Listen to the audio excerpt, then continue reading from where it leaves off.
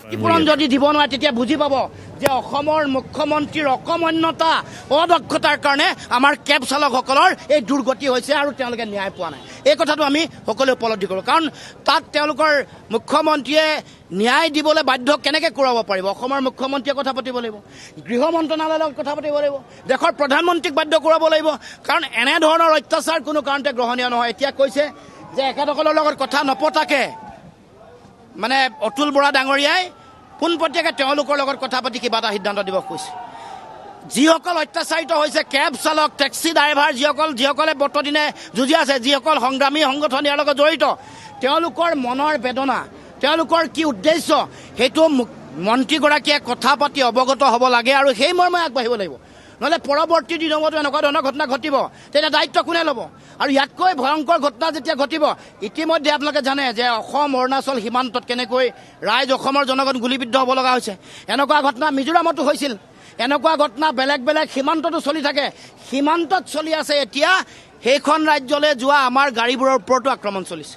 গতিকে এই কথাৰ বিচাৰ লাগিব, ন্যায় লাগিব, আৰু এই ক্ষেত্ৰত অসমৰ মুখ্যমন্ত্ৰীয়ে নিজকে শক্তিশালী বুলি জহাই থাকিলে নহ'ব। এতিয়া দিল্লীত এসপ্তাহ থকাৰ কি কথা আছে? ইয়াত ঘটনা যেতিয়া সংঘটিত হৈছে তাৎক্ষণিকভাৱে আহিব লাগে। তাত কাক লগ কৰিলে, কাক লগ নকৰিলে, এইটো আমাৰ লুকআউট নহয়, বিচাৰ নহয়। প্ৰধানমন্ত্ৰীকো যদি লগ কৰিছে, কি কথা পাতিছে? প্ৰধানমন্ত্ৰীক লগ কৰি কৈছেনে নাই কৰা যে অসমৰ মানুহৰ এই সমস্যা মেঘালয়ত বা শ্বিলঙত বা চেৰাপুঞ্জীত হয় আৰু ইয়াৰ স্থায়ী সমাধান লাগে? সদায় সদায় এনেকৈ মাৰপিট কৰি থাকিব, সদায় সদায় আক্ৰমণ কৰি থাকিব, গাড়ী ভাঙি থাকিব আৰু আমি নিশ্চুপ হৈ থাকিব লাগিব, আৰু অসমৰ মুখ্যমন্ত্ৰীয়ে এই কথাত তেওঁ কোনো ধৰণৰ ভূমিকা নল'ব? এইটো কথা কেতিয়াও হ'ব নোৱাৰে। গতিকে অসমৰ মুখ্যমন্ত্ৰীক ক'ব খুজিছোঁ, আপোনাৰ শক্তিশালী বুলি কৈ থকা যিটো মানে চৰিত্ৰ, আপোনাৰ যি শক্তি, এইটো এইবাৰ দেখক। কাৰণ আমাৰ পৰৱৰ্তী দিনত অসমৰ কোনো যাতে গাড়ী, কোনো ব্যক্তি, কোনো মানুহক যাতে কোনো এখন ৰাজ্যত এনেকৈ নিগৃহীত, উৎপীড়িত যাতে আক্ৰমণৰ বলি নহয়, এই কথাটো অসমৰ মুখ্যমন্ত্ৰীয়ে নিশ্চিত কৰিব লাগিব। নাই, আলোচনা তেওঁলোকৰ লগত নাই কৰা। তেওঁলোকে যিটো কথা কৈছে, তেওঁলোকে কি ভাবিছে, তেওঁলোকৰ তেওঁলোকে কেনেধৰণে সমস্যাটো সমাধানৰ পথ বিচাৰিছে, সেইটো তেওঁলোকক জানিব লাগিব। এইটোৱেতো ডেমক্ৰেচি। তেওঁলোকক যদি নজনাকৈ, তেওঁলোকৰ মনৰ ভাৱনা নোলোৱাকৈ কোনোবাই ওপৰৰ পৰা জাপি দিব, কোনোবা এগৰাকী মন্ত্ৰী আহি, এইটো কেতিয়াও সমাধানৰ বাট নোলায়।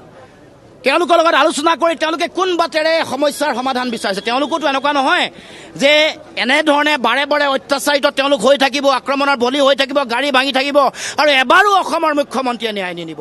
সিখন চৰকাৰেতো দিয়াই নাই, মেঘালয় চৰকাৰে। অথচ আলোচনা তেওঁলোকে পোনপটীয়াকৈ তেওঁলোকৰ লগত কৰিছে, এওঁলোকৰ লগত কোনো আলোচনা নাই কৰা। এইটো কোনো কাৰণতে সমৰ্থনযোগ্য নহয়, গ্ৰহণযোগ্য নহয়। আৰু অসমৰ মুখ্যমন্ত্ৰীক কৈছোঁ, দিল্লীৰ ভ্ৰমণ বাদ দি আহক। এয়া সমস্যাটো কেৱল মাত্ৰ কেব চালকৰ সমস্যা নহয়, এই সমস্যাটো কেৱল মাত্ৰ টেক্সি ড্ৰাইভাৰ তেওঁলোকৰ সমিতিৰ সমস্যা নহয়, এয়া অসমৰ জনগণৰ নিৰাপত্তাৰ সমস্যা, জীৱনৰ নিৰাপত্তাৰ সমস্যা। এতিয়াও শ্বিলং, মেঘালয়ৰ বিভিন্ন প্ৰান্তত অসমৰ পৰা যোৱা মানুহ, সেই কথাটো তেওঁলোকৰ নিৰাপত্তা কোনে নিশ্চিত কৰিব? তেওঁলোকে প্ৰথম, দ্বিতীয়তে তেওঁলোকে এইকেইদিন কেনেকৈ খাই বৈ থাকিব পাৰে, ওলাই সোমাই, এইবোৰ কথা মোলৈ খবৰ আহিছে। তেওঁলোক ভয়ৰ মাজত আছে। আজিলৈকে মুখ্যমন্ত্ৰীয়ে সক্ৰিয়তা দেখুওৱা নাই, মুখ্যমন্ত্ৰীয়ে কোনো ধৰণৰ ব্যৱস্থা গ্ৰহণ কৰা নাই। কাইলৈ পৰহিলে সেইসকল ব্যক্তিৰ ওপৰত যদি আক্ৰমণ হয়, সেইসকল ব্যক্তি যদি তেওঁলোকৰ বিভিন্ন ধৰণে তেওঁলোকক যদি ভয় ভাবুকি দিয়ে, তাৰ ব্যৱস্থা কোনে কৰিব? এইটো এটা বিষয় আলোচনা কৰাৰ প্ৰয়োজনীয়তা আছে। এই বিষয়টো নিষ্পত্তি হ'ব লাগিব। গতিকে মই মুখ্যমন্ত্ৰীক কৈছোঁ যে আপুনি এই ক্ষেত্ৰত এটা তাৎক্ষণিক ব্যৱস্থা গ্ৰহণ কৰক। আপুনি আলোচনালৈ বহক। ইমান চিৰিয়াছ ইছ্যু এটাত দুখন ৰাজ্যৰ মাজৰ সংঘাতৰ বিষয় এটাক এগৰাকী মন্ত্ৰীক দি দায় সাৰিব খুজিছে। আপোনাৰ দায়িত্ব নাই নেকি? দুখন ৰাজ্য, যিকোনো ধৰণৰ সংঘাত হ'ব পাৰে, যিকোনো ধৰণৰ ৰক্তক্ষয়ী সংঘাত হৈ যাব পাৰে। গতিকে মুখ্যমন্ত্ৰীয়ে আহি নিজে বহি ছেটল কৰিব লাগিছে। তেওঁলোকৰ মুখ্যমন্ত্ৰীৰ লগত আলোচনা কৰি সমস্যা, এই বিষয়টোৰ এটা সমাধানৰ বাট তেওঁ নিৰূপণ কৰিব লাগিছিল। এই কাম কৰা নাই। কিয় দিল্লীত থাকিব লাগে?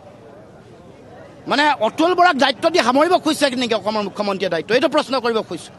গতিকে আমি এই প্ৰতিবাদ থলীৰ পৰা ক'ব খুজিছোঁ, এই মৰ্মবেদনা কেৱল মাত্ৰ কেব চালকৰ, কেৱল মাত্ৰ টেক্সি ড্ৰাইভাৰ সন্থাৰ বুলি যদি ভাবি অসমৰ মুখ্যমন্ত্ৰীয়ে ভাবিছে, তেতিয়া ভুল কৰিছে। অসমৰ জনগণৰ এই সমস্যা, দীৰ্ঘদিনীয়া যিটো সমস্যা, দীৰ্ঘদিনীয়া অত্যাচাৰৰ বলি হোৱা যিটো পৰিৱেশ, বাৰে বাৰে একাধিকবাৰ নিগৃহীত হোৱা মাৰপিট খোৱাৰ যিটো ঘটনা ইয়াৰ স্থায়ী সমাধান লাগিব এই ক্ষেত্ৰত অসমৰ মুখ্যমন্ত্ৰীয়ে ভূমিকা লৈ দেখুৱাওক অন্যথা ভাবিম যে তেওঁ ইয়াৰ পৰা পলাব খুজিছে তেওঁ বেলেগক দায় দি তেওঁলোকক বেলেগক দি দায় সাৰিব খুজিছে বুলি আমি ভাবিবলৈ বাধ্য হ'ম যোৱাকালি এটা ভিডিঅ' সামাজিক মাধ্যমত দেখিবলৈ পোৱা গৈছিল এজন কেব চালক তেখেতে চেৰাপুঞ্জীত আছে আৰু তেখেতে ভিডিঅ'টো প্ৰস্তুত কৰিছে কেইখনমান তেখেতসকলৰ টেক্সি আছে তাৰ কাষত এখন আৰক্ষী থানাও আছে মেঘালয় আৰক্ষী থানা কিন্তু সেই মেঘালয় আৰক্ষী থানাখনক তেখেতসকলে ৰিকুৱেষ্ট কৰিছিল যে তেখেতসকলক ইয়ালৈকে ঘূৰি অহাৰ বাবে এস্কৰ্ট দি যাতে আনে কিন্তু সেই আৰক্ষীয়ে সহযোগ নকৰাৰ অভিযোগ তেখেতে ভিডিঅ'ৰ দৰে কৈছে সেই কথা মই ইতিমধ্যে কৈছোঁ আপুনি কেব চালকৰ ভিডিঅ' দেখিছে মোলৈ ফোন আহিছে ফুৰিবলৈ যোৱা ৰিজৰ্টত থকা মানুহ বিভিন্ন হোমষ্টেত থকা মানুহৰ মোলৈ ফোন আহিছে কিন্তু তেওঁলোকৰ নিৰাপত্তাটো নিশ্চিত কৰিব লাগিব আৰু অসমৰ মুখ্যমন্ত্ৰীয়ে যদি উদ্যোগ নলয় তেতিয়াহ'লে মেঘালয়ৰ মুখ্যমন্ত্ৰীয়ে কেনেকৈ উদ্যোগ মানে মেঘালয়ৰ মুখ্যমন্ত্ৰীয়েটো দায়িত্ব কিন্তু লোৱা নাই লোৱাৰ কাৰণে কোনে কথা পাতি ঠিক কৰিব লাগিব অসমৰ মুখ্যমন্ত্ৰীয়ে মেঘালয়ৰ মুখ্যমন্ত্ৰীও এটা গণতান্ত্ৰিক সাংবিধানিক দায়িত্ব আছে তেওঁ যিকোনো ৰাজ্যৰ মানুহক নিৰাপত্তা দিয়াটো কাৰণ টুৰিজিমৰ কাৰণে যায় ফুৰিবলৈ যায় তেওঁলোকৰ ৰেভিনিউ পায় গতিকে তেওঁৰ এইটো এটা মৌলিক সাংবিধানিক গণতান্ত্ৰিক দায়িত্ব আছে তাত যিসকল মানুহ তেওঁলোকক নিৰাপত্তা দিয়াটো কিন্তু আপুনি যেনেকৈ কৈছে